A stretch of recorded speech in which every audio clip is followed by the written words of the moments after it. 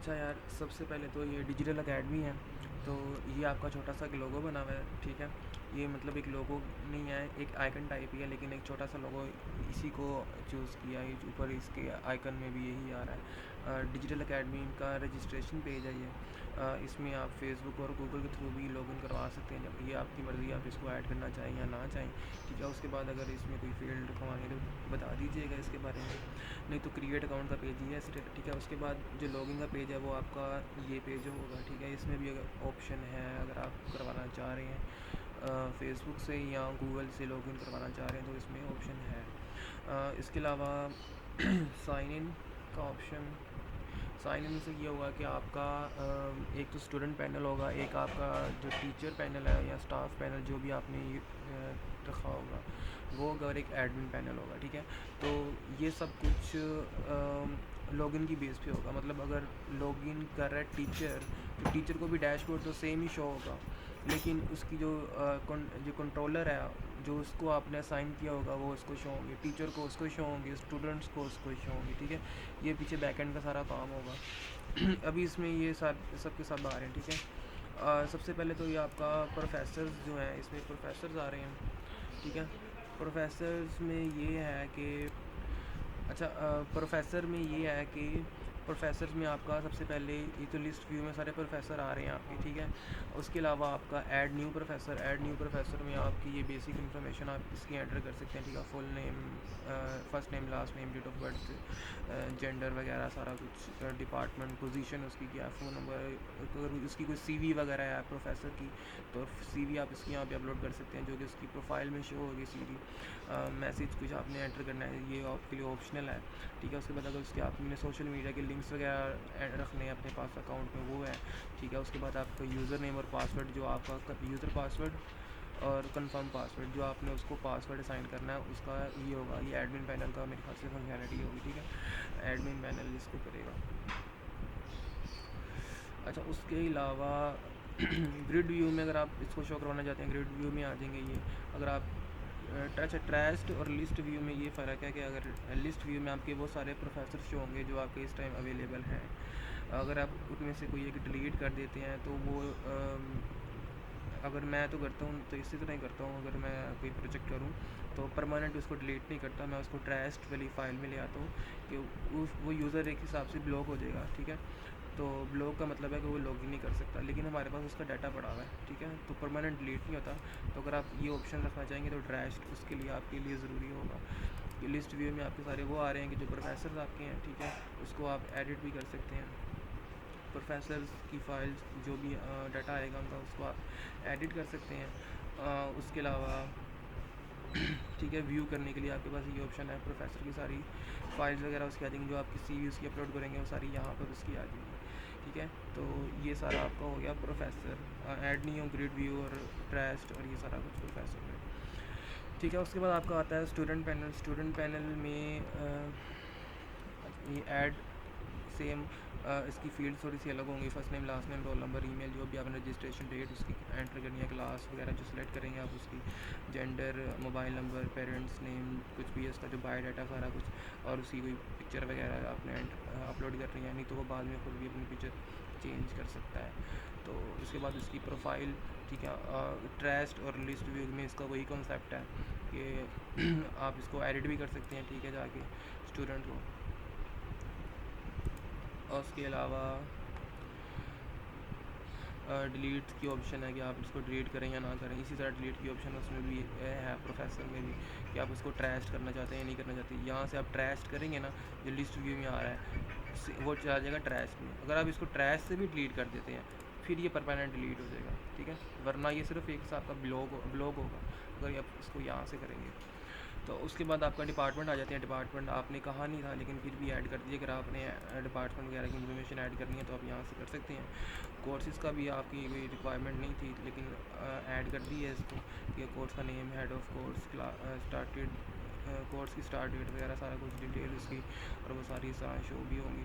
और कोर्स की डिटेल भी अगर किसी ने देखनी हो तो कोर्स की डिटेल भी देख सकेगा, ठीक है। जो आप उधर एंटर करेंगे वो इसी तरह बिल्कुल एंटर करेंगे। उसके बाद फ़ाइल मैनेजर में आपकी जो असाइनमेंट वगैरह होगी स्टूडेंट्स यहाँ से अपलोड वगैरह कर सकते हैं, ठीक है। उसके अलावा यहाँ से डाउनलोड कर सकते हैं, ठीक है। ये अगर आपकी ग्रुपिंग वगैरह हुई हुई है तो यहाँ पे आपके ग्रुप आएंगे, कितने बच्चों का ग्रुप बना हुआ है आपका, ठीक है, कि उसका कॉन्सेप्ट है ये, ठीक है। यहाँ से आप फाइल का साइज़ वगैरह होगी जो भी आप डाउनलोड भी कर सकते हैं। आप चाहें तो इसको डायरेक्टरी भी बना सकते हैं, जिस तरह हमारी एक डायरेक्टरीज होती है ना कि मोबाइल वर्क के अंदर हमने वो ये फाइल अपलोड कर देंगे, उसके इस चीज़ के अंदर हम हॉलीडेज़ के अंदर कुछ और फाइल अपलोड कर देंगे। ये तो डेमो डाटा एंटर किया हुआ है ना, तो इस तरह में अगर आप चाहें तो कर सकते हैं डायरेक्टरी। लेकिन ये फिर जब बैक एंड पे काम होगा तब यही होगा, अभी सिर्फ ये फ्रंट एंड हमने डिज़ाइन किया है इसके लिए, ठीक है। उसके अलावा पेमेंट्स वगैरह का जो सारा सीन है, पेमेंट किसकी आ गया, पेड है, पेंडिंग किसकी है, अनपेड किसकी है, ये सारा कुछ यहाँ पे आ रहा है। जितनी भी लिस्ट होगी वो इसी तरह शो हो जाएगी सारी, ठीक है। आप इसको यहाँ पे सर्च भी कर सकते हैं। फिर रिसिप्ट अगर आपने किसी को चलान फॉर्म देना है तो इस तरह चलान फॉर्म जिस तरह हमारा बन के आता है वो भी बन सकेगा, और इसका बाद में एडिटिंग भी हो सकती है।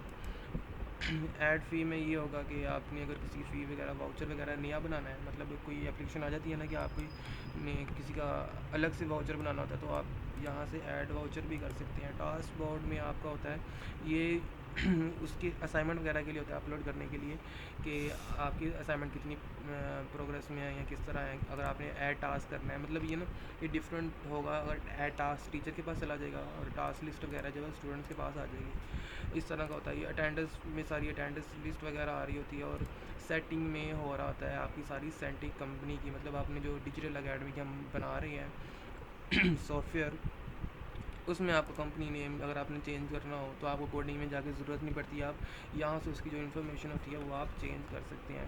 लोकलाइजेशन में आपका ये होता है कि आपके डाटाबेस के साथ कनेक्ट होता है, तो अगर आप चाहें कि जो भी आप डाटा जैसे इंसर्ट कर रहे हैं, बाद में आपका ना जब एडमिन पैनल बनाते हैं ना उसका बैक एंड, तो उसके लिए ये होता है कि अगर आपने उसका जो टाइम मैनेज करना है, जब रिकॉर्ड एंटर होता है ना, तो डेट वगैरह साथ हम रखते होते हैं, रिकॉर्ड किस डेट को क्या एंटर हुआ है, तो आप टाइम जोन यहाँ से चेंज कर सकते हैं कि किस टाइम जोन के मुताबिक आपने सारा डाटा शो करवाना है। एडमिन पैनल में ज़्यादातर ये फंक्शनलिटी आजकल आम चल रही है कि अगर आपने कोई नया एडमिन बनाया है या कुछ भी आपने किया तो आप इसको रोल्स वगैरह साइन कर सकते हैं, इससे कि वो एडमिन जो है वो रीड कर सकता है, राइट कर सकता है।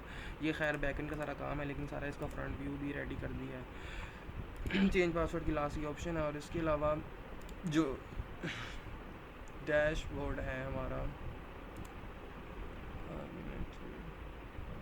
हाँ सर, इसमें गूगल की ऑप्शन भी ऐड की थी कि आप इस तरह भी कर सकते हैं। खैर ये तो स्टाइल वगैरह ही है।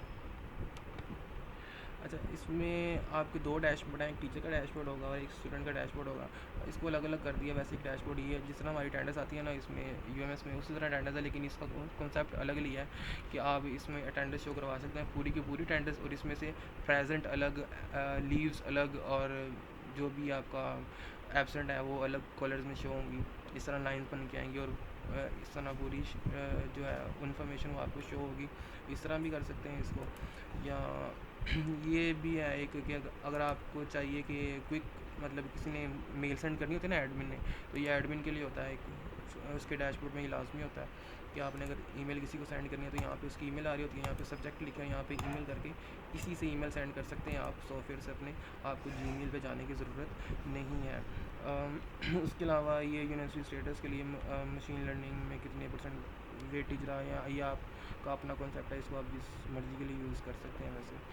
और ये टास्क वगैरह होते हैं जिसको आप यूज़ कर सकते हैं, एडमिन भी कर सकते हैं, और आप इसको यूज़र को भी दे सकते हैं, मतलब क्लाइंट वगैरह को भी दे सकते हैं।